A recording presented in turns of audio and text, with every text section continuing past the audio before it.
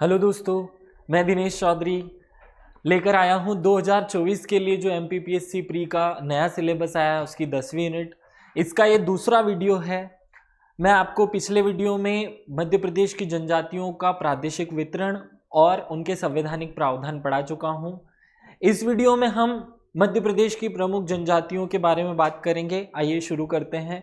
सबसे पहले गणेश भगवान का नाम लेकर श्री गणेशाय नमः बोलते हुए और मेरे शिक्षक सुरेश पटेल सर को नमन करके आज के टॉपिक पे चलते हैं। लास्ट की कक्षा में हमने मध्य प्रदेश की प्रमुख जनजातियों के भौगोलिक विस्तार और संवैधानिक प्रावधान कंप्लीट कर लिया था। आज हम मध्य प्रदेश की प्रमुख जनजातियां पढ़ने वाले हैं। पिछले वीडियो में हम जान चुके हैं कि मध्य प्रदेश में अनेक जनजातियां हैं और इन जनजातियों में से सबसे पहली जो जनजाति है, इसमें विशेष पिछड़ी जनजातियों पर स्पेशल बल दिया है। इसलिए अब हम जो आज का वीडियो फोकस करेंगे वो एक एक जनजाति पर शुरू करने वाले हैं। एक जनजाति की सारी डिटेल हम इस वीडियो में शामिल करेंगे और इस वीडियो में जो डिटेल जनजाति की होगी वो थोड़ी ज़्यादा होगी। मैं हर एक पॉइंट को कवर करना चाहता हूं। देखिए दोस्तों, सबसे इंपॉर्टेंट बात यह है कि अब ये यूनिट 10 नंबर की है। ये 1 नंबर, 2 नंबर, 4 नंबर में आने वाला टॉपिक नहीं रहा है, 10 नंबर में एग्जाम में आने वाला है, तो इसको उतना वेटेज देना होगा। तो मैंने बहुत सारी डिटेल पर जाने की कोशिश की है कि मैं एक एक जनजाति को उतना डिटेल में जाकर के आपको समझा सकूं। आइए शुरू करते हैं। आज इस वीडियो में हम बेगा जनजाति के बारे में बात करने वाले हैं। सबसे पहले श्री राम लला का अपने मंदिर में स्थापित हो जाने पर सभी को बहुत सारी शुभकामनाएं और जय श्री राम। सभी अपने इष्ट देव को याद कर लें और कमेंट करें अपने इष्ट देव का नाम, और याद करते हुए ही पढ़ाई करें। इनका भगवान का रोल होता है हमारे जीवन में। आज हम बेगा जनजाति पर बात करने वाले हैं। देखिए, बेगा जनजाति कहाँ रहती है? अगर मध्य प्रदेश के मैप में मैं बात करूं तो सीधी, सिंगरौली, उमरिया, शहडोल, डिंडोरी और अनूपपुर, इन 6 जिलों में आप मैप बनाकर याद करेंगे तो शायद अच्छे से याद कर पाएंगे। सीधी, सिंगरौली, उमरिया, शहडोल, डिंडोरी और अनूपपुर, इन 6 जिलों में ये जनजाति निवास करती है। आपको ये याद रखना है। मूल रूप से इन 6 जिलों में होती है, थोड़ी बहुत मात्रा में अन्य जिलों में भी ये पाई जाती है। पहला पॉइंट आपको भौगोलिक याद रखना है उसका। हमें हर एक जनजाति के भौगोलिक जो विस्तार है उस पर फोकस करना है, क्योंकि ये मेंस में भी आएगा। आगे बढ़ते हैं। बेगा अपने आप को जंगल का राजा कहते हैं और जंगल के ही मूल निवासी माने जाते हैं। इनकी उत्पत्ति से संबंधित क्या प्रावधान प्रचलन में है? इनकी उत्पत्ति का कोई वास्तविक लिखित प्रमाण नहीं अवेलेबल है या कोई भी लिखित प्रमाण उपलब्ध नहीं है, लेकिन रसेल और हीरालाल नाम के जो व्यक्ति हैं, जो इतिहासकार रहे हैं, इन्होंने जनजाति पर बहुत अध्ययन किया और एक विशेष बुक का प्रकाशन भी किया। उन्होंने लिखा है कि जैसे हिंदू धर्म में प्रथा प्रचलन में है कि ब्रह्मा के शरीर से ब्राह्मण, क्षत्रिय, वैश्य, शूद्र की शुरुआत हुई, ऐसे ही बेगा जनजाति के लिए उत्पत्ति का जो स्रोत है वो ये है कि भगवान ने नागा बेगा और नागी बेगिन नाम के 2 व्यक्ति बनाए, एक स्त्री और एक पुरुष, और ये जंगल में रहने लगे। थोड़े दिन बाद इनको 2 संतानें हुई। उनमें जो पहली संतान थी वो बेगा कहलाई और जो दूसरी संतान थी वो गोंड कहलाई। इस प्रकार 2 संतानों ने 2 अलग अलग जातियों को जन्म दिया। आपसे ये क्वेश्चन इस फॉर्म में पूछा जा सकता है कि बेगा और किस अन्य जनजाति को एक साथ उत्पत्ति के स्रोत के रूप में पहचाना जाता है, तो वो बेगा के साथ गोंड को शामिल करना है। इनकी उत्पत्ति की सबसे सटीक जो गणना है वो किस दार्शनिक के समाजशास्त्री द्वारा की गई, तो रसेल और हीरालाल द्वारा की गई। और अनेक किंवदंतियां इनके उत्पत्ति से संबंधित प्रचलन में है। हम थोड़ा आगे बढ़ते हैं। सबसे पहले देखते हैं इनका प्रसार कहाँ है। देखिए, अगर आपसे मध्य प्रदेश की भौगोलिक संरचना के आधार पर प्रसार पूछा जाता है तो आप कहेंगे पूर्वी सतपुड़ा, बघेलखंड में। ये 2 प्लेसेस के नाम लेने आपको, एक तो पूर्वी सतपुड़ा और साथ में बघेलखंड बताना है। अब मैं आपको मैप में बता चुका हूं कि मुख्य रूप से ये शहडोल, उमरिया, अनूपपुर, मंडला, डिंडोरी, सीधी और सिंगरौली, इन जिलों में पाए जाते हैं। छत्तीसगढ़ का सरगुजा जिला है जहां पर इनकी जो जनसंख्या है वो अन्य जिलों की तुलना में अधिक है। वहां भी 5-6 जिलों में ये पाए जाते हैं, लेकिन सरगुजा जिले में इनकी जनसंख्या ज्यादा है, आपको ये याद रखना है। इनकी जनसंख्या की अगर बात करें तो बेगा जनजाति की अगर 2011 की जनगणना के आधार पर गणना की जाए तो बेगा मध्य प्रदेश की छठी सबसे बड़ी जाति है। कैसी, कौन से नंबर की? छठी सबसे बड़ी जाति है। कुल जनसंख्या का कुल जनसंख्या है इनकी 4.1 लाख, आपको याद रखना है 4,15,000। और अगर प्रतिशत देखा जाए टोटल जनजाति की जनसंख्या में बेगा की प्रतिशत कितनी है, तो प्रतिशत है 2.71। आपको याद रखनी है 2.71% जनसंख्या इनकी कुल जनजाति में से है। हमें पता है, हम पिछले वीडियो में देख चुके हैं कि कुल जनजाति की जनसंख्या कितनी है और उनमें कौन कौन सी जनजातियां प्रमुख रूप से पाई जाती हैं। उसमें 43 जनजातियां प्रमुख रूप से पाई जाती हैं। 3 प्रमुख जनजातियां हैं जिनको पिछड़ा घोषित किया गया है और उसी में से एक पर आज हम फोकस कर रहे हैं। आगे बढ़ते हैं। आप सब लोग बार बार कमेंट करके पूछते हैं कि इसका पीडीएफ कहाँ मिलेगा। हमारा एक टेलीग्राम चैनल है जो डिस्क्रिप्शन में दिया हुआ है, उस पर आपको सारे वीडियो के जो पीडीएफ हैं वो अवेलेबल करा दिए जाएंगे और प्रिंट आउट फॉर्मेट में जो पीडीएफ होंगे वो भी अवेलेबल करा दिए जाएंगे। अभी जल्दी जल्दी में हम इसी का पीडीएफ बनाकर आपको दे रहे हैं। दूसरी बात, कुछ लोग क्वेश्चन पूछते हैं कि सर आप बाद में पैसे लेना शुरू तो नहीं कर देंगे। मैं इस वीडियो के माध्यम से आपको संतुष्ट कर रहा हूं कि ना तो किसी भी प्रकार की फीस, ना ही किसी प्रकार का रजिस्ट्रेशन शुल्क, ना ऐसे कोई चीज हम नहीं लेने वाले हैं। मैं सक्षम हूं, 2013 की एमपीपीएससी से सिलेक्ट होकर के एक पद पर हूं, सरकारी नौकरी करते हुए मैं ये काम कर रहा हूं। मेरा उद्देश्य उन बच्चों तक शिक्षा को पहुंचाना है जो अफोर्ड नहीं कर सकते हैं। इसमें आप इसको शेयर करके आप मेरी मदद कर रहे हैं। पिछले वीडियो को आपने बहुत ज़्यादा शेयर किया, उसके लिए सभी को धन्यवाद। आप कमेंट करके अपनी परेशानियां बताइए, मैं अवेलेबल हूं निःशुल्क सारी सुविधाएं आपको उपलब्ध कराने के लिए। जो चीज़ें मैं आपको दे सकता हूं वो जरूर उपलब्ध कराऊंगा। आगे बढ़ते हैं। आपको एक व्यक्ति का नाम याद रखना है, बेरियन इल्विन। बेरियन इल्विन ने बेगा जनजाति पर एक बुक लिखी है जिसका नाम है द बेगास। क्या नाम है? द बेगास। तो ये क्वेश्चन पूछा जा चुका है, द बेगास किसकी बुक है? बेरियन इल्विन की। और इसी किताब से बहुत सारे संदर्भ मैंने इस वीडियो में लिए हैं, बहुत सारी चीजें मैंने इनका उपयोग करके उठाई हुई है। इनकी कुछ उपजातियां हैं बेगा की, उनके नाम याद रखने हैं, नरोतिया, भरोतिया, बिजावर, रायमेना, कठमेना और कोडमान। ये प्रमुख उपजातियां जो हैं वो बेगा जनजाति की उपजातियों के नाम से जानी जाती है। गांव को पुरवा कहा जाता है। आप याद रखेंगे, यहाँ कंफ्यूज होने की जरूरत नहीं है। आपको मिलेगा कि गांव को टोला भी कहा जाता है और गांव को पुरवा भी कहा जाता है, यहाँ कंफ्यूज नहीं होना। देखिए, जो पूरा गांव होता है उसको पुरवा कहते हैं और ये लोग अपने आप में ही इनको जो छोटे छोटे एरिया हैं, जो छोटे छोटे भाग हैं उस गांव के, उसको टोला के नाम से जानते हैं। आगे बढ़ते हैं। बेगा की शारीरिक संरचना या बनावट कैसी होती है? बेगा प्रकृति पुत्र हैं या अपने आप को प्रकृति पुत्र मानते हैं। त्वचा का रंग इनका गहरा काला होता है और इतना ज्यादा काला होता है कि अगर कोई युवा मेकअप करके आए तो उसे कौवे की संज्ञा दी जाती है। कुछ समाजशास्त्रियों ने कौवे की संज्ञा भी दी है। कभी कभी हल्का ताम्रवर्ण भी आपको देखने को मिलेगा, याद रखना है। इनकी जो नाक होती है वो थोड़ी चौड़ी होती है और इनके होंठ भी मोटे होते हैं अन्य की तुलना में। 2 विशेषताएं आपको याद रखनी है।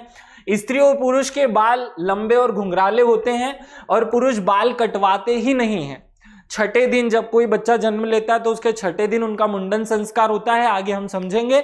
उसके बाद ये जनरली बाल कम ही कटवाते हैं। अपने बालों में पीछे की तरफ जो कौवा होता है उसकी पूंछ के जैसा एक पूंछ निकालते हैं, बल्कि गर्दन के पीछे एक और कौवे की तरह पूंछनुमा जूड़ा बांधते हैं। ये इनकी विशेष पहचान होती है, आपको ये याद रखना है। कुछ छोटी छोटी बातें जो हमें क्वेश्चन के रूप में तो नहीं आने वाली, लेकिन हमारा इंटरेस्ट बढ़ा देगी इसको पढ़ने में।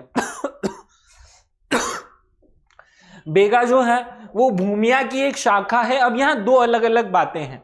एक तो ये द्रविड़ परिवार के सदस्य हैं और ये भूमिया की एक शाखा है। ये दोनों ही फैक्ट सही है, कंफ्यूज होने की जरूरत नहीं है।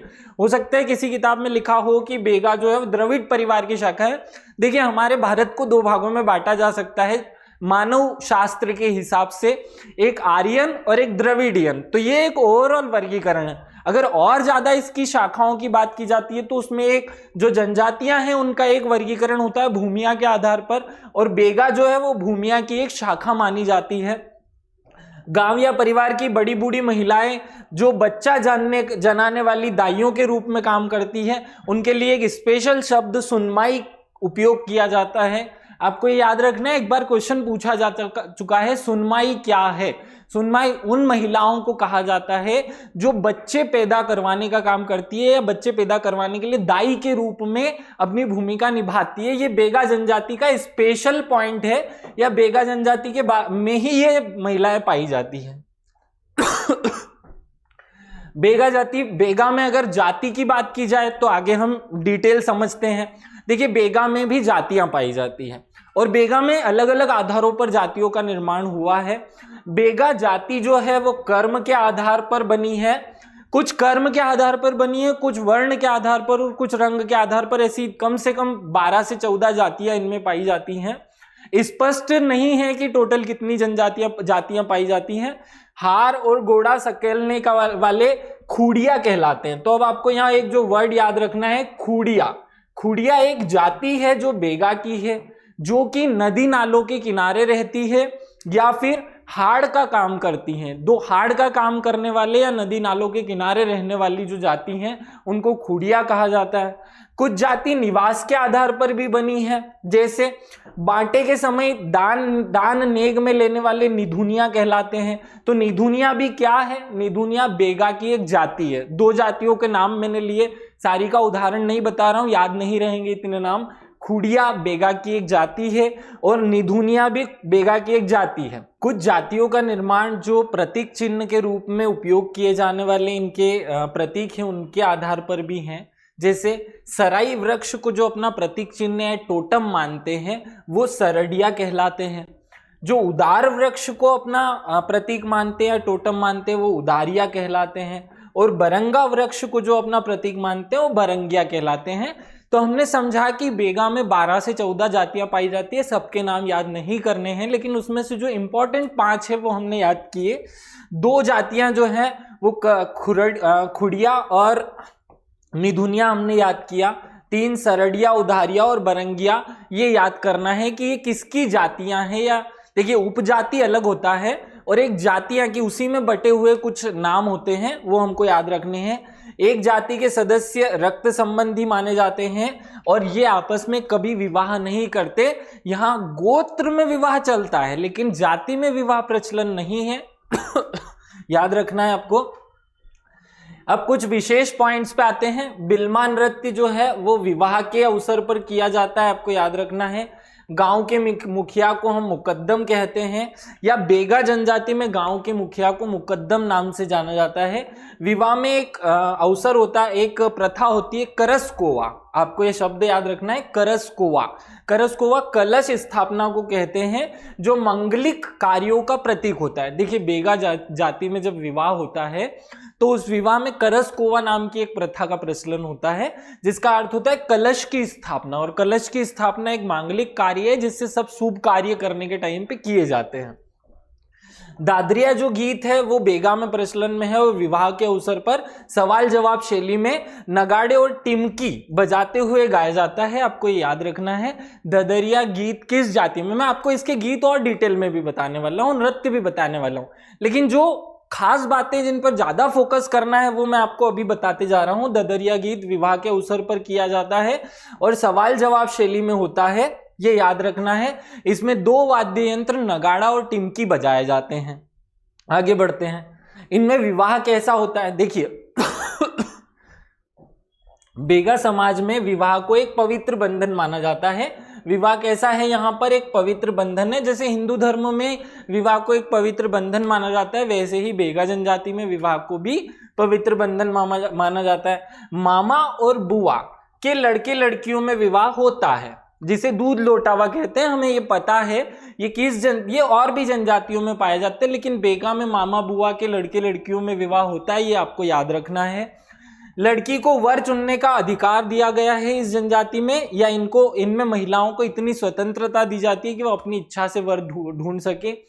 एक ही जात में विवाह वर्जित होता है। अभी मैंने आपको बताया कि जातियां जो है वो किस आधार पर निर्मित हुई, और एक ही जाति में विवाह वर्जित है, वो अपनी जाति में विवाह नहीं करते, जबकि एक गोत्र में विवाह हो सकता है। अब देखिए हिंदू धर्म में क्या प्रचलन में, हिंदू धर्म में प्रचलन में है कि गोत्र में विवाह नहीं होता जबकि जाति में विवाह होता है। यह इसका उल्टा है, इसलिए इस बात पर मैं ज्यादा फोकस कर रहा हूं कि एक ही जाति में वर्जित है, विवाह नहीं होते, जबकि एक ही गोत्र में विवाह होते हैं। मंगनी विवाह या चड़ विवाह इनकी प्रमुख विशेषताओं में जाना जाता है। अब इनके एक एक विवाह पर हम डिटेल में बात करते हैं। देखिए एक विवाह होता है उठवा विवाह। अब आपको ये सारी डिटेल के साथ याद रखना है, क्योंकि डिटेल याद रखेंगे तो आपको पूरा विवाह याद जाएगा। बेगांव में इसका महत्व बहुत ज्यादा है। दोनों पक्षों की ओर से सगाई पक्की होने पर, देखिए उठवा विवाह पढ़ रहे हैं, उठवा विवाह बेगा जनजाति का एक प्रमुख विवाह है। होता क्या है, दो पक्ष होते हैं, वर और वधू, दोनों में बातचीत हुई, सगाई हो गई, सगाई फिक्स हो गई कि इस तारीख से सगाई है और इस तारीख को अब हम शादी करेंगे। अब जो लड़की के पिताजी हैं वो अपने सारे संबंधियों को अपने घर पे इकट्ठा करेंगे और एक गाड़ी में भर करके लड़के के पक्ष की तरफ चले जाएंगे, मतलब उनके घर चले जाएंगे। अब वहीं पे रहेंगे। विवाह में लड़की के पिता अपने सगे संबंधियों के साथ लड़के के गांव पहुंच जाते हैं और तथा वहां विवाह जो होता है उसका पूरा खर्च लड़के वाले को उठाना पड़ता है। याद रखना हमारे यहाँ जनरली बारात जाती है, हिंदू धर्म में क्या होता है, लड़का अपनी बारात लेकर लड़की के घर जाता है। यहाँ उठवा विवाह में क्या हो रहा है, लड़की के पिताजी लड़की को भी बिठाएंगे, सारे रिश्तेदारों को बिठाएंगे एक गाड़ी में और बारात लेकर चले आएंगे लड़के के घर, और वहां पे शादी होगी। खाना पीना जो भी सारी रस्में हैं वो लड़के के घर पे होगी और इस विवाह का पूरा खर्चा भी लड़का उठाता है। आपको याद रखना है, इस जनजाति वाले चैप्टर में आपको विवाह पर बहुत फोकस करना है।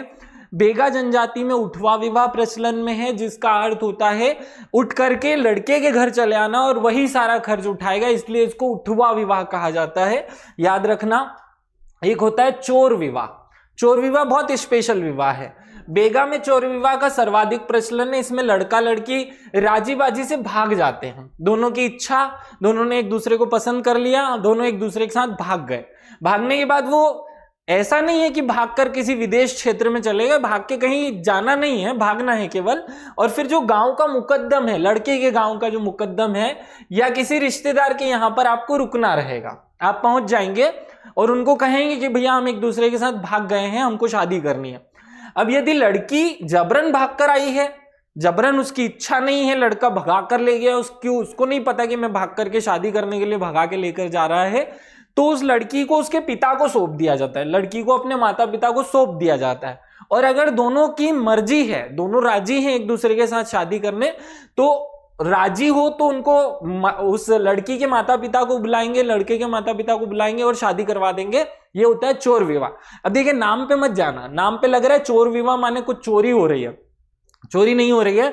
लड़का और लड़की चोरी छुपके माता पिता को बताए बिना भाग रहे हैं, इसलिए इसको चोर विवाह कहते हैं। चोर शब्द का अर्थ कुछ इस आधार पर है कि चोरी से करने वाला विवाह, इसलिए चोर विवाह कहलाता है। अब आप समझ गए होंगे चोर विवाह क्या होता है। चोर विवाह में दोनों भाग जाएंगे, या तो किसी वरिष्ठ रिश्तेदार के यहाँ या मुकद्दम के घर चले जाएंगे और कहेंगे कि हमको शादी करनी है। दोनों की मर्जी हो तो दोनों के माता पिता को बुलाकर शादी करवा देंगे। दोनों की मर्जी नहीं हो तो लड़की अगर बिना मर्जी से आई है तो उसके माता पिता को सौंप दी जाएगी। आगे बढ़ते हैं। एक होता है पेटुल विवाह। याद रखना, पेटुल विवाह बहुत इंपॉर्टेंट है।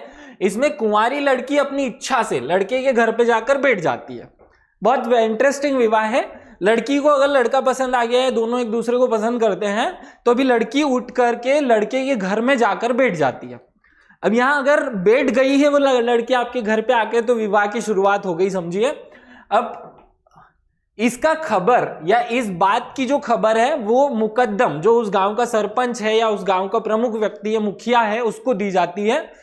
मुकद्दम को दी जाती है, वह विवाह करवा दिया जाता है। अब देखो मुकद्दम इंपॉर्टेंट रोल निभा रहा है। मुकद्दम मुखिया है इस गांव का, जो हर बात की सूचना या हर बात पर निर्णय लेने का काम करता है। लेकिन अब यहाँ एक इंटरेस्टिंग बात और है, पेटुल विवाह इतना सा नहीं है। इस बेगा जनजाति में प्रथा क्या है कि खर्चा जो है वो लड़के वाले को सहन करना होगा।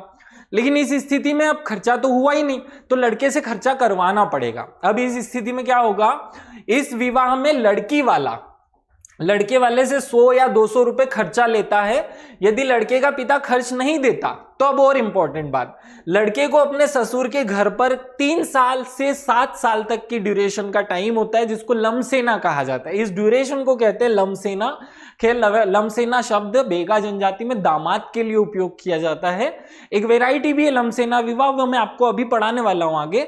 लेकिन अगर लड़की किसी लड़के के घर में जाकर बेघट गई, उस लड़की से पूछा कि आपको विवाह करना है, लड़के से पूछा गया, मुकद्दम को बुलाया गया, दोनों की शादी करा दी। यहां शादी समाप्त नहीं हुई, यहां लड़के वाले को पैसे देने हैं, लड़की वाले को 100 या 200 रुपए, प्रचलन में है प्रथा, 100 से 200 रुपए उस लड़के वाले को देने होंगे। अब डिमांड बढ़ने लगी है धीरे धीरे, ये जब पैसे उसको दिए जाएंगे तो विवाह हो गया। अगर आपने पैसे नहीं दिए तो जो घर जवाई हैं वो लड़की के मतलब लड़की वाले के घर पे उस 100-200 रुपए को चुकाने के लिए 3 साल से 5 साल तक रहेगा दामाद बनकर, घर जमाई बनकर। ये प्रथा है इनमें। आगे याद रखना, लमसेना विवाह ही पढ़ रहे हैं हम। लमसेना विवाह क्या है? देखो, सीधे तौर पर हमें ये समझ आ गया कि बेगा जनजाति में जो खर्चा है शादी का वो लड़के वाले उठाते हैं। अगर मान लीजिए लड़के वाले के पास क्षमता नहीं है पैसा खर्च करने की, तो वैसी स्थिति में लमसेना विवाह होगा। लमसेना विवाह क्या होता है? लड़के का पिता विवाह करने में असमर्थ हो तो लड़का लड़की के पिता के यहाँ सेवा करने के लिए रहता है। मतलब वो जो दामाद है वो अपने ससुर जी के घर रहता है सेवा करने के लिए। अब देखो, पहले शादी नहीं हुई, यहाँ पहले सेवा करने के लिए आपको रहना पड़ेगा 1 साल तक। जब आप उसके यहाँ सेवा करेंगे तो उस 1 साल के सेवा के बदले में उस ससुर जी लड़के और लड़की दोनों के शादी का खर्चा उठाएंगे और फिर शादी करवा देंगे। ऐसे में ये जो शादी होगी इसे हम लमसेना विवाह कहते हैं। असली में लमसेना शब्द का अर्थ होता है, लमसेना शब्द का अर्थ होता है दामाद। तो जो लड़का वहां पे रहता है उसे लमसेना कहा जाता है, इसलिए इस विवाह का नाम पड़ गया लमसेना विवाह। इसमें 1 साल के बाद लड़के के पिता लड़के लड़की का विवाह करवा देते हैं, ये याद रखना है। एक है उधारिया विवाह। नाम क्या है? उधारिया विवाह। याद रखना उधारिया विवाह क्या है। इस दोनों विवाह में दोनों पक्षों के माता पिता की स्वीकृति नहीं होती, माने दोनों ही पक्ष रेडी नहीं है कि हमको विवाह करना है। लड़का लड़की अपनी मर्जी से किसी दूर रिश्तेदार के यहाँ जाकर के या रिश्तेदार की मदद लेकर के विवाह कर लेते हैं, तो इसे कहते हैं उधारिया विवाह। अब उधारिया विवाह क्यों कहा गया? उधारिया शब्द का तो कुछ और ही अर्थ होता है कि उधार लेकर के कर लिया विवाह, नहीं। माता पिता दोनों पक्ष के रेडी नहीं थे। ये किसी रिश्तेदार को बोलते हैं कि आप उधारी के माता पिता बन जाओ हमारे और हमारी शादी करवा दो, तो उधारी के माता पिता बनकर के शादी करवाई जाती है, इसलिए कहते हैं उधारिया विवाह। याद रखना, उधारिया विवाह बेगा में प्रचलित है। तो हमने 5 प्रकार के विवाह पढ़ लिए। मैं एक बार आपको शॉर्ट में रिवाइज करा देता हूं। हमने कौन कौन से विवाह पढ़े? देखिए, हमने पहला विवाह जो पढ़ा वो उठवा विवाह पढ़ा। ये स्पेशल वो डिटेल के साथ मैं उन विवाह को पढ़ा रहा हूं जो हमें एग्जाम में पूछे जा सकने वाले हैं। उठवा विवाह हमने पढ़ा, बेगा जनजाति की प्रमुख विशेषता है। चोर विवाह पढ़ा, पेटुल विवाह पढ़ा, लमसेना विवाह पढ़ा और उधारिया विवाह पढ़ा। यह आपने बेगा जनजाति के विवाह पर फोकस कर लिया। अब हम आते हैं बेगाओं में मृत्यु संस्कार कैसे होते हैं या मृत्यु हो जाने पर क्या किया जाता है। देखो, बेगा जनजाति में शव को दफनाने और जलाने दोनों की प्रथाएं प्रचलन में है। ये दफनाते भी हैं, कुछ कुछ क्षेत्रों में दफनाया जाता है, कुछ कुछ क्षेत्रों में जलाया जाता है। लेकिन 2 विशेष बातें याद रखनी है। अगर अधिक दिनों तक कोई व्यक्ति बीमार होता है और उसकी मृत्यु हो जाती है तो फिर शव को जलाया जाता है, ये याद रखना। अगर बहुत लंबे समय से कोई व्यक्ति बीमार है और उसकी मृत्यु हो गई तो उस मृत्यु के बाद उस व्यक्ति को क्या किया जाएगा? शव को जला दिया जाएगा। ठीक है। नेक्स्ट पॉइंट इसी में याद रखना कि जब 3 या 4 जो गंभीर बीमारियां हैं या जो महामारी के रूप में जानी जाती है, जैसे हेजा, जैसे चेचक या ऐसी प्लेग, किसी बीमारी से अगर किसी व्यक्ति की मृत्यु हुई है तो ऐसी स्थिति में उसको दफना दिया जाएगा, जलाया नहीं जाएगा। तो दोनों कॉन्सेप्ट क्लियर हो गए होंगे कि अगर कोई व्यक्ति बीमारी के कारण लंबे समय तक बीमार रहा और फिर मरा तो उसकी मृत्यु के बाद उसको जला दिया जाएगा। अगर कोई व्यक्ति हेजा, प्लेग या किसी महामारी से मरा है तो उसको दफना दिया जाएगा। ये याद रखना आप।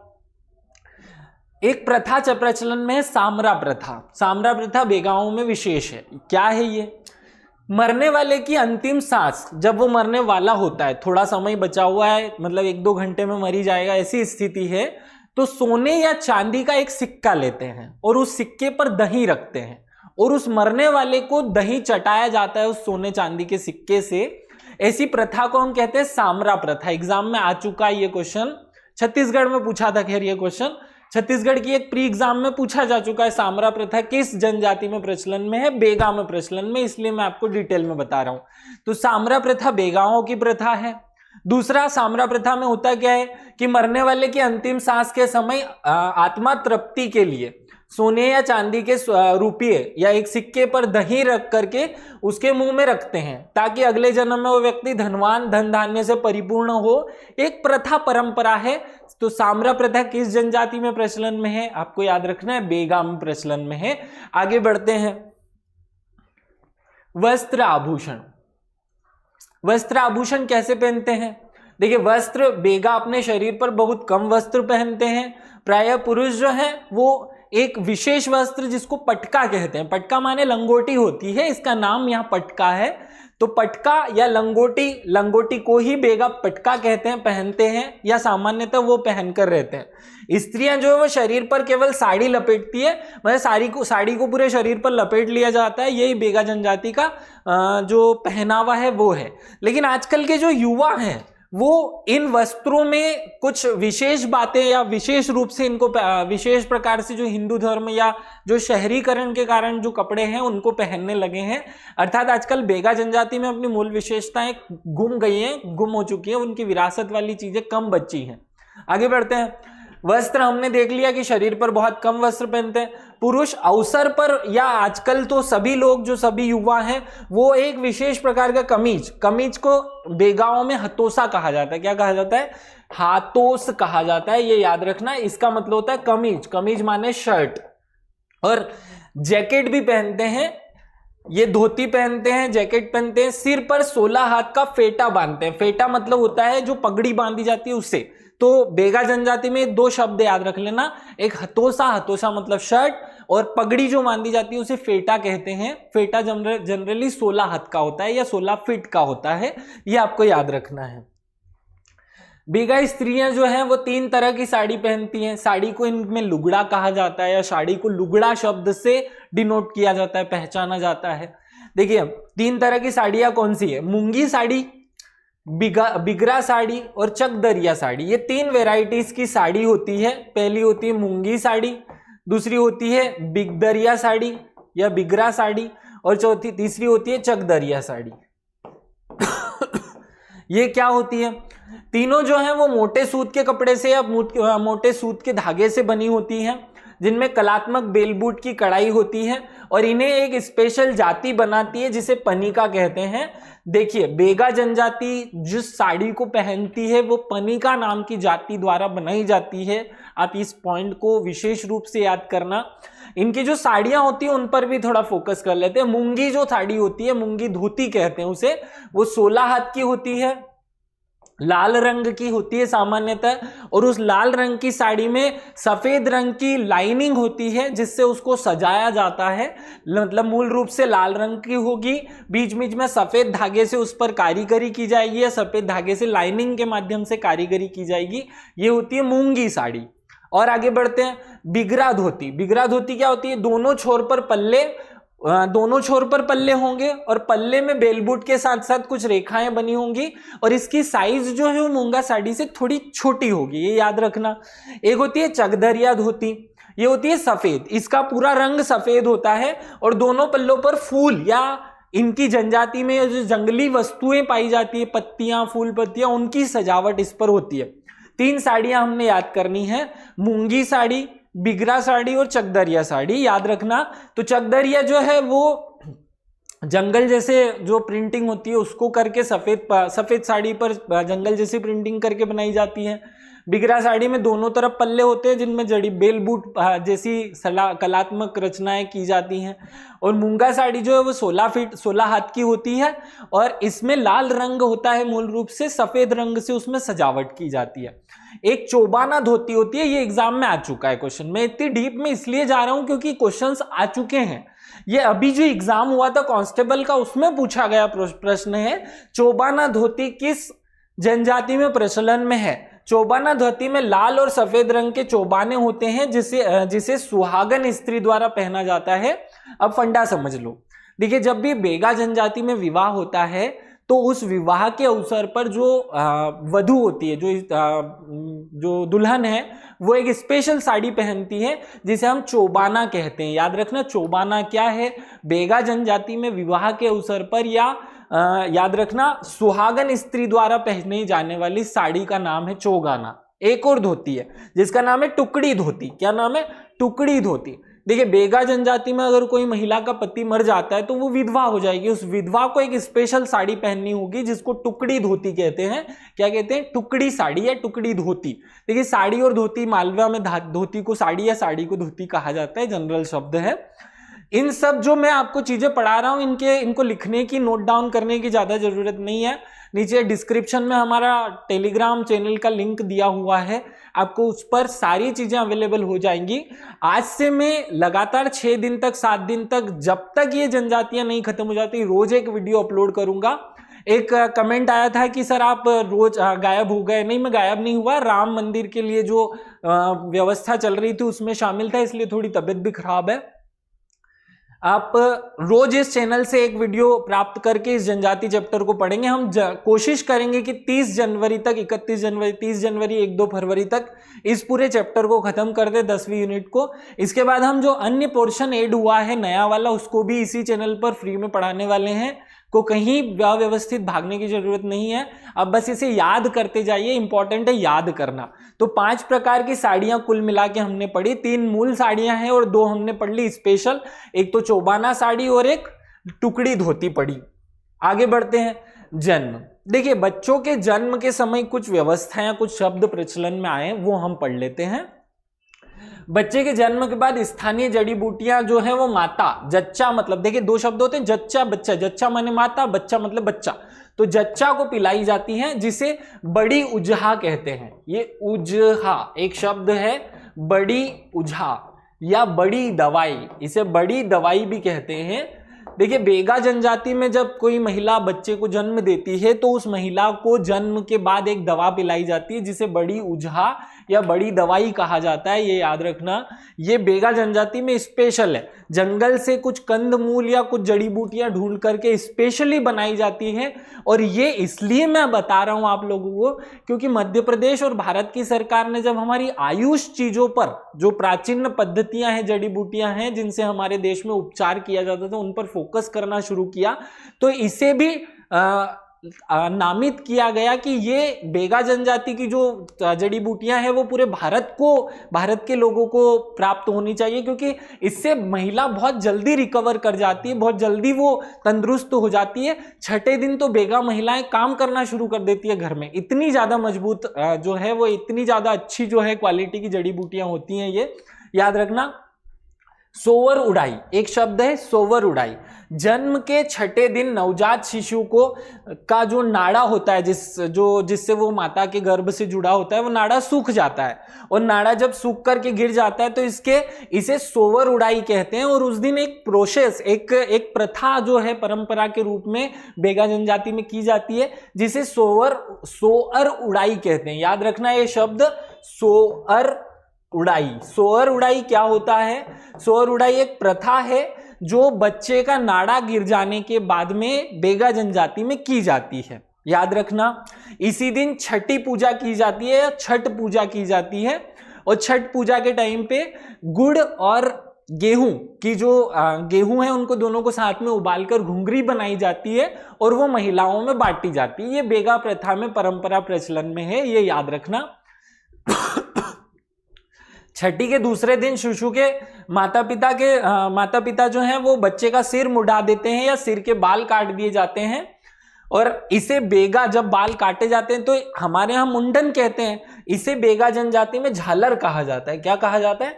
झालर। ये याद रखना। ये 7वें या 8वें दिन सामान्यतः किया जाता है। तो 3 शब्द हमने सीखे। पहला है बड़ी उझा क्या होता है या बड़ी दवाई क्या होता है, दूसरा हमने सोवर उड़ाई पढ़ा, और तीसरा शब्द हमने झालर पढ़ा। ये तीनों ही शब्द आपको याद रखने हैं।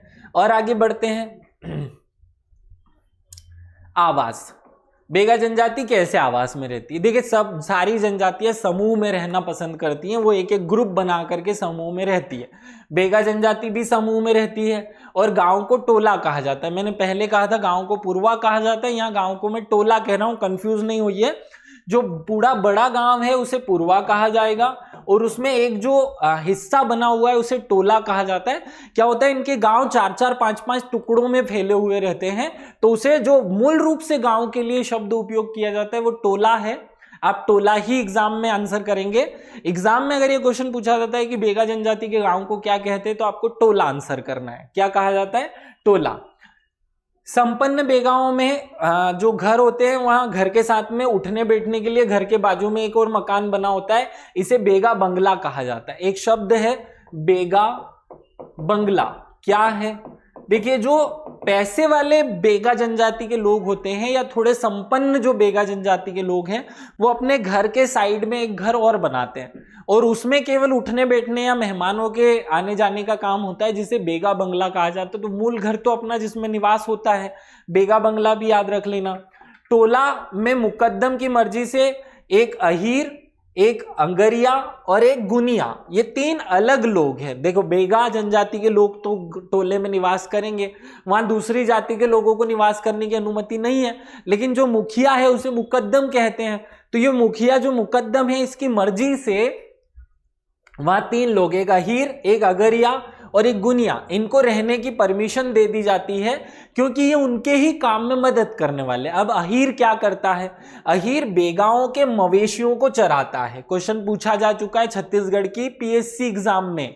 अहीर जाति किस अन्य जनजाति के कार्यों में सहायता करती है?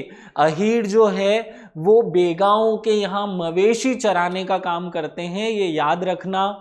मैं आपको पहले ही बता चुका हूं कि मैं किन किताबों के माध्यम से आपको ये डाटा दे रहा हूं। मेरे द्वारा जो आपको कंटेंट पढ़ाया जा रहा है ये थोड़ा डीप जरूर है, लेकिन याद रखना इस बार ये एमपीपीएससी की 10वीं यूनिट 10 नंबर में आने वाली है। हम 1% रिस्क नहीं ले सकते, इसलिए मैं थोड़ा डीप जा रहा हूं। अब मेरे साथ डीप चलिए, एक बार जब ये कवर हो जाएगा तो फिर बड़ा आसान लगने लगेगा। अभी डीप चलते जाइए। और मैं जो पढ़ा रहा हूं उसकी ऑथेंटिसिटी 99.99 है। 1% जरा सा चांस हो सकता है जब मैं बोलते टाइम कुछ स्लिप ऑफ टंग हो जाए, बाकी एक भी फैक्ट गलत नहीं है। फैक्ट की चिंता आप नहीं कीजिए, मैं छान छान कर ही आपके सामने रख रहा हूं। तो अहीर जाति के लोग जो हैं वो बेगांव के हम पशु चराने का काम करते हैं। अगरिया जो है वो लोहे का काम करते हैं। अगरिया जनजाति के जो लोग हैं वो बेगा के यहाँ बेगा के गांव में रखे जाते हैं और ये लोहे से जो वस्तुएं बनाई जाती है उनको बनाने का काम करते हैं। गुनिया क्या करते हैं? गुनिया जो है बीमारियों के टाइम पे जड़ी बूटी या झाड़ फूक करने का काम करते हैं। मूल रूप से झाड़ फूक पर फोकस करना है। गुनिया क्या करते हैं? जड़ी बूटी और झाड़ फूक से इलाज करने का काम करते हैं। महलोन बहुत ही ज्यादा इंपॉर्टेंट शब्द है। महलोन, महलोन एक पेड़ के पत्ते का नाम होता है। महलोन क्या होता है? पेड़ के पत्ते का नाम होता है। महलोन का पत्ता बेगा की थाली होता है। देखिए बेगा जो भी खाना खाते हैं वो महलोन के पत्ते में खाते हैं। महलोन के ही पत्ते से कटोरी बनाई जाती है। महलोन के ही पत्ते से 2 अलग अलग चीजें बनाई जाती है। जब पुरुष मद पीता है, यहां मैं एक नया शब्द यूज कर रहा हूं, मद। मद का अर्थ होता है शराब। तो जो शराब बेगा जनजाति वाले पिएंगे वो मद कहलाती है, मद होती है। ये पेज भी पीते हैं। तो जब भी ये पेज पीते हैं, मद पीते हैं या खाना खाते हैं, तो इस पेड़ के पत्ते, महलोन के पेड़ के पत्तों या महलोन के पत्तों का उपयोग किया जाता है। बहुत ही इंपॉर्टेंट है ये बात, याद रखना। पेज इनका प्रमुख पेय पदार्थ होता है। अब पेज क्या होता है? देखिए कुछ मोटे अनाज होते हैं जैसे मक्का, कोदो, कुटकी, इनको मिला करके गुड़ डाल करके पीस करके बनाया जाता है। जैसे राबड़ी पीते हैं बहुत सारे लोग, या राजस्थान में राबड़ी पी जाती है, वैसे इस जनजाति में पेज पदार्थ जो है वो बनाया जाता है। अलग अलग स्थानों पर अलग अलग चीजों से बनाया जाता है। मतलब पेज एक प्रकार का मिश्रण होता है जिसमें कुछ मोटे अनाजों का आटा बना करके उसमें गुड़ मिला करके चाशनी जैसा बनाया जाता है और उसको पिया जाता है। ये पेज होता है। आगे बढ़ते हैं। इनके पर्व त्योहार, देखिए पर्व त्योहार तो जनजाति में बहुत सारे हैं, लेकिन उसमें से जो कुछ हैं जो दूसरों से अलग हैं वो मैं आपको बता देता हूं। पहला है बीदरी। बिद्री क्या होता है? बेगांव में बीज बोने से पूर्व जो त्योहार मनाया जाता है, अर्थात फसल अच्छी उगे या अच्छी हो उसकी कामना करने के लिए जो पूजा पाठ किया जाता है उसको बिद्री कहते हैं। ये एक त्योहार के रूप में मनाया जाता है। क्षेत्रा क्या होता है? क्षेत्रा बेगा जनजाति में जो छोटे छोटे बच्चे हैं वो मनाते हैं या वो इस काम को करते हैं। गांव में दूर दूर मैं गांव के जो टूरा टूरी है, ये शब्द याद रखना, टूरा और टूरी। देखिए मालवा में लड़का लड़की कहा जाता है, चंबल क्षेत्र में चले आएंगे तो वहां लड़के लड़की को कुछ और नाम से जाना जाता है, मोड़ा मोड़ी कहा जाता है। वैसे ही बेगा जनजाति में लड़के और लड़की को टूरा टूरी कहा जाता है। क्या कहा जाता है? टूरा टूरी। तो ये जो टूरा टूरी है वो एक डंडा हाथ में रख लेते हैं, ब्राह्मण जैसे कपड़े या साधु जैसे कपड़े पहन लेते हैं और फिर हर घर घर मांगने जाते हैं। साधु का वेश बनाकर घर घर जाकर के क्षेत्रा मांगते हैं। इसे क्षेत्रा कहते हैं। क्षेत्रा त्योहार मनाया जाता है या क्षेत्रा टाइप का त्योहार मनाया जाता है और ये 2-3 अलग अलग समय पर किया जाता है। जनरली ये दिवाली के समय पे किया जाता है। आप लोग याद रखना, कुछ में होली के टाइम पे किया जाता है, कुछ में दिवाली के टाइम पे किया जाता है। तो क्षेत्रा क्या है और बिद्री क्या है ये आपको समझ आ गया होगा। और भी इनके त्योहार हैं लेकिन वो बाकी जनजातियों के जैसे कॉमन है, इसलिए मैं अभी उन पर फोकस नहीं कर रहा हूं। हम जब जनजातियों के त्योहार अलग से कॉमन रूप में पढ़ेंगे तो फिर मैं वहां उन पर फोकस करने वाला हूं। अभी हम बेगा के त्योहार पर फोकस कर रहे हैं, इसलिए यहां नहीं। आगे बढ़ते हैं। इनका समाज कैसा होता है? देखिए बेगा का जो समाज होता है वो पुरुष प्रधान होता है, लेकिन स्त्रियों का अनादर पूरे समाज का अनादर माना जाता है। मतलब स्त्रियों को बहुत ज्यादा सम्मान दिया जाता है यहाँ पे, याद रखना ये पॉइंट। और आगे बढ़ते हैं। इनकी जो समाज है उसकी संरचना पे आते हैं। देखिए इनकी समाज जो है वो ऐसे 5 लोगों से मिलके बनती है और ये 5 लोग जो हैं वो पंच कहलाते हैं। देखिए एक तो आम जनता है, आम जनता के जो घर हैं उनको हम टोला कहते हैं, गांव को हमने टोला कह दिया। इस टोले में 5 जो हैं वो पंच कहलाते हैं। इसमें पहला जो है वो मुकद्दम होता है। मुकद्दम जो है वो गांव का मुखिया होता है। मुकद्दम गांव का मुखिया होता है जो वंशानुगत बनता है, मतलब वंश परंपरा के आधार पर बनता है। ये एक दीवान होता है। दीवान मुकद्दम का सहायक होता है और दीवान भी वंशानुगत होता है। और दीवान का काम क्या होता है? जब मुकद्दम गांव में नहीं रहेगा तो दीवान गांव को संभालता है या गांव में मुखिया की जगह काम करता है। अगर मुकद्दम गांव में है तो फिर ये उसके असिस्टेंट के रूप में आर्थिक जो क्रियाकलाप हैं, जो इकोनॉमिकल काम करने हैं, जैसे चंदा इकट्ठा करना हो या किसी के यहाँ शादी करनी है तो उस समय जो व्यवस्था बनानी है, इनके काम को देखता है। कोटवार। कोटवार क्या होता है? ये चौकीदार के समान एक पद है जो डोंडी पीटता है। डोंडी पीटना मतलब एक ऐसा ढोल जैसा यंत्र होता है जिसको डोंडी कहा जाता है। वो पीट करके सबको सूचना दी जाती है, चौकीदार का काम करता है। और जो भी निर्णय गांव में लिए जाते हैं पंचायत द्वारा, उनके बारे में सबको ये इत्तला करता है, सबको जानकारी देता है। जब पंचायत बुलानी होती है तब भी ये डोंडी पीट कर सबको बुलाता है। जब कोई त्योहार मनाना होता है तो भी ये डोंडी पीटता है। तो कोटवार याद रखना। एक होता है दवार। गंवार नहीं लिखा है, दवार लिखा है, आगे याद रखना दवार। ये बहुत इंपॉर्टेंट पोस्ट है। ये गांव का पंडित होता है या गांव का पुरोहित होता है जो वेद जी का भी काम कर लेगा और पंडित जी का भी काम कर लेगा। तो जब भी कोई शादी होनी है या जब भी कुछ होता है तो ये दवार बहुत इंपॉर्टेंट रोल निभाएगा। एक पोस्ट होती है यहाँ समरथ। समरथ क्या होता है? ये सामाजिक कार्यों और अतिथि के आने पर काम सक्रिय हो जाता है और अतिथियों का स्वागत करना, अतिथियों के लिए खाने की व्यवस्था करना, जो सामाजिक कार्य है उनमें सब में भागीदारी निभाने का काम होता है समरथ का। तो ये जो 5 पद हैं, इसके अलावा जो लोग होंगे वो सब आमजन होंगे बेगा जनजाति के। पूरे गांव को टोला कहते हैं। उसमें 5 स्पेशल लोग हैं, मुकद्दम, दीवान, कोटवार, दुआर और समरथ। ये याद रख लेना आप लोग। और आगे बढ़ते हैं। आर्थिक क्रियाकलाप। देखिए बेगा जनजाति जंगल में रहने वाली जनजाति है। बाद में तो इनने खेती करना शुरू कर ही दिया था। ये जो खेती करते हैं वो जंगल को काट करके करते हैं और जंगल को काट करके करने वाली खेती को हमें पता है दाहिया खेती या बेवार खेती कहा जाता है। याद रखना, दाहिया और बेवार खेती कौन करता है? बेगा जनजाति करती है।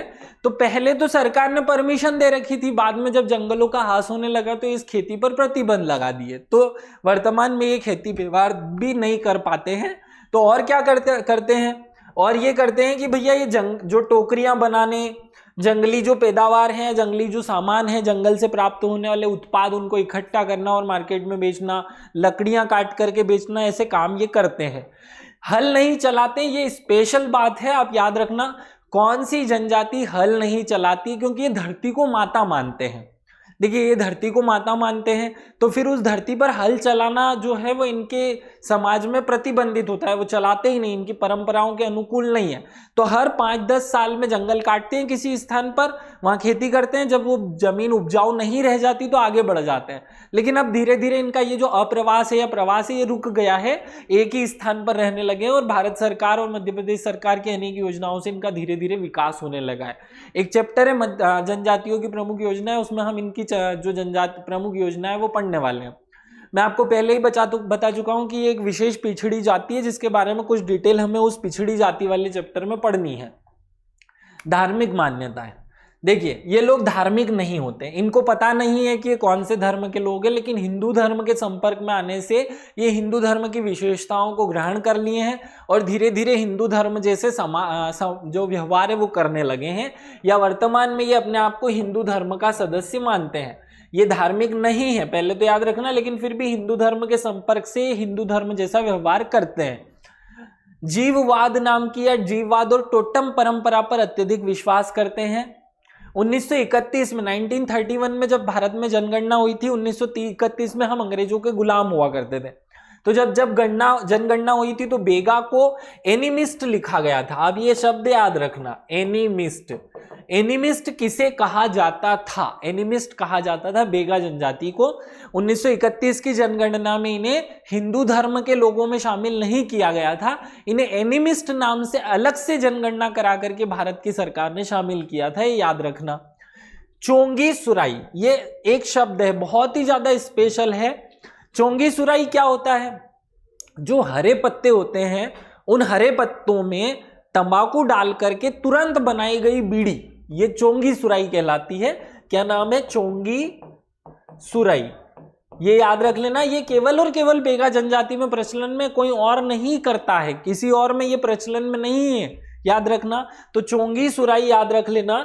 पत्ते पर तंबाकू बनाकर तत्काल पी ली, मतलब अभी बनाई और अभी पी लो, ये है चोंगी सुराई। तंबाकू जेब में रखते हैं, पत्ता तोड़ा, उसमें तंबाकू डाली और बीड़ी जैसे उसको पी लिया, ये है चोंगी सुराई, याद रखना। तो चोंगी सुराई किसके द्वारा पिया जाता है? बेगा जनजाति द्वारा पिया जाता है। और आगे बढ़ते हैं। बेगा की जो बोली है, बेगा जनजाति द्वारा जो बोली बोली जाती है, बेगा जो बोली बोलते हैं वो छत्तीसगढ़ी का ही विकृत रूप है। जो छत्तीसगढ़ी भाषा है उसका विकृत रूप है। इस छत्तीसगढ़ी भाषा में जो है गोंडी भाषा के शब्दों को और मिला दिया। देखिए, इनकी जो बोली है वो स्पेशल कोई बोली नहीं है, वो छत्तीसगढ़ी भाषा का ही टूटा मोटा सा रूप है, जिसमें गोंडी भाषा के भी शब्दों का उपयोग किया जाता है। मतलब गोंडी के शब्द और छत्तीसगढ़ी के शब्द मिला करके बन गई बेगा जनजाति की भाषा। बेगा कला कैसी है? तो इस बार प्री में एक क्वेश्चन पूछा था, नोह डोरा, हमको पता ही है। नोह डोरा क्या होता है भैया? जो नया घर बनाया जाता है या फिर दिवाली के समय पर जब घर को लीपा जाता है, दीवालों पर सफेद रंग और लाल रंग की वाइट कलर की आकृतियां बनाकर, ऐसी रेखाएं खींच करके जो स्पेशल आकृतियां बनाई जाती हैं या जो विशेष कलाकृतियां बनाई जाती है बेगा जनजाति द्वारा, उसे नोह डोरा कहते हैं। यह मैं आपको पहले भी बता चुका हूं कि बेगा और गोंड एक जैसी विशेषताएं रखते हैं, तो ये गोंड में भी पाया जाएगा। तो दीवारों पर दोहरी रेखाएं खींच करके कलात्मक आकृति बनाना ही नोह डोरा है। एक चीज और याद रख लो, ये एग्जाम में अब आ जाएगा, दूसरा नहीं आया है तो, सजन या मगरोही। सजन या मगरोही क्या है? देखिए, बेगा जनजाति के लोग लकड़ी की कुछ चीजें, आकृतियां, कुछ कलाकृतियां बना करके अपने घर में रखते हैं, इनको हम कहते हैं मगरोही। क्या कहते हैं? मगरोही। तो हमने एक ये याद रखना है, नोह डोरा क्या होता है, एक मगरोही याद रखना है। आगे बढ़ते हैं, इनके नृत्य पर फोकस कर लेते हैं। देखिए, बेगा जनजाति में स्त्री और पुरुष दोनों ही साल भर हर अवसर पर नृत्य करते हैं। बेगा जनजाति में नृत्य को अत्यधिक महत्व दिया जाता है। तो बेगा जनजाति में जो पुरुष हैं वो जब इनकी एक विशेषता और है कि ये जब नृत्य करते हैं तो नृत्य में केवल उसी व्यक्ति को शामिल करते हैं जो तैयार होकर आता है, जो सज धज कर आता है। बिना सज धज कर नृत्य करने की अनुमति नहीं है बेगा जनजाति में, ये याद रख लेना। तो बेगा जनजाति में सबको सज धज कर आना है। तो पुरुष जो है वो कमर के नीचे एक लहंगे नुमा संरचना या लहंगे जैसी चीज पहनते हैं जिसे घेरदार सापा कहते हैं। आप याद रखना सापा क्या है। अब मूल भाषा में मालवी में सापा कुछ अलग चीज है, लेकिन यहाँ सापा जो है वो घेरदार लहंगे को कहा जाता है। एक शरीर पर कमीज पहनी जाती है जिसे सलूखा कहते हैं, और सिर पर एक पगड़ी पहनी जाती है, चाक नुमा पगड़ी होती है और मोर पंख उस पर लगा दिया जाता है। और महिलाएं अपनी जो वेशभूषा है उसमें गुदाना एक शब्द होता है, गोदना, मतलब हम जैसे टेटू बनवाते हैं ना आजकल शहरों में टेटू प्रचलन में है, ऐसे ही जनजातियों में गोदना प्रथा प्रचलन में है। और स्त्रियां इतनी ज्यादा गोदना के प्रति सक्रिय होती है कि वो घर में पैसे ना हो, जेब में पैसे ना हो तो भी गुदवाना प्रथा को जरूर करती है, और हर साल कुछ ना कुछ गुदवाया जाता है। तो ये गुदवाना इनमें बहुत ज्यादा प्रचलन में। इनकी जो प्रमुख नृत्य उन पर फोकस कर लेते हैं। एक नृत्य दशहरा नृत्य। देखिए ये मैं वही नृत्य बता रहा हूं जनरली इनमें ज्यादा प्रसिद्ध है, अन्य में कम है, जिनमें अन्य में एक आधी और जनजाति में किए जाते हैं लेकिन नहीं प्रचलन में है। तो पहला है दशहरा नृत्य, ये सर्वाधिक प्रसिद्ध है। आप याद रखना दशहरा एक त्योहार है हिंदुओं के लिए, लेकिन दशहरा एक नृत्य है बेगा जनजाति के लिए। आप याद रखना कि ये बेगाओं में एक अलग नृत्य होता है। एक नृत्य होता है कर्मा, एक होता है कर्मा के साथ साथ बेगानी नृत्य, तो इसको बेगानी कर्मा कहा जाता है। ये इनका पारंपरिक नृत्य है, याद रख लेना। तो ये तीन नृत्य तो वो हैं जो अन्य जनजातियों में भी मिल जाएंगे, लेकिन अब मैं कुछ ऐसे नृत्य बता रहा हूं जो केवल बेगा में ही मिलेंगे। जैसे पहला नृत्य झटपट नृत्य, ये कर्मा के एक अंग के रूप में जाना जाता है। जब कर्मा नृत्य किया जाता है तो उसमें से एक छोटी सी स्टेप होती है झटपट। झटपट नृत्य होता है जो कर्मा नृत्य का एक छोटा सा हिस्सा है, आप याद रखना। और ये केवल और केवल बेगा जनजाति द्वारा किया जाता है। अगला है रीना नृत्य, ये केवल महिलाओं द्वारा किया जाता है। एक होता है सेला नृत्य, सेला नृत्य रात में किया जाता है। देखिए चांद जब अपनी चांदनी के साथ चमकता रहता है ना, लाइट होती है, तो उस चांदनी में किया जाता है और हाथ में एक डंडा ले लिया जाता है। और बेगा जनजाति में डंडे को सेला कहते हैं, इसलिए इस नृत्य को भी सेला नृत्य कहा जाता है। एक है बिल्मा नृत्य। बिल्मा नृत्य जो है विवाह के अवसर पर किया जाता है। विवाह में जो 4-5 दिन का प्रोसेशन है, फंक्शन है, उसमें बिल्मा नृत्य किया जाता है। लेकिन जब कोई भी बारात आकर के घर के सामने खड़ी हो जाती है तो घर की जो महिलाएं हैं वो निकल करके उनके सामने कुछ डांस करती हैं, और उसका नाम अलग है। भड़ोनी एक नृत्य होता है जो विवाह नृत्य है, लेकिन ये बारात के सामने महिलाओं द्वारा किया जाता है। याद रख लेना, बारात के सामने घर की महिलाओं द्वारा जो नृत्य किया जाएगा वो भड़ोनी नृत्य है।